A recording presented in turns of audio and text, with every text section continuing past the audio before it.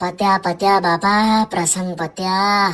પેલી રશ્મિના દાગીના જોયા તા રિસેપ્શન માં જે પહેર્યા તા ને, આજ તો વળી કશું સોનાના દાગીના નતો. આપણા વચ્ચેની વાત હો. અલા એનો ઘરવાળો ટાઈમ ખાવા નહીં લઈ આલતો, સોનાના દાગીના હું લઈ આલશે? પેલા જ્યોતિબાનું એ પાછું જોયું તમને?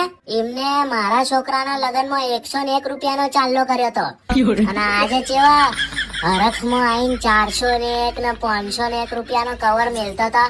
એને બધી જ વસ્તુ જોયું તું, નોંધમાં લઈ હું તો. આ પેલા એમના મામીનો મેકઅપ જોયો તો, એવું લાગતું તું ઘઉંના લોટમાં મોઢું આમ ફેદીને લાયા હોય ને.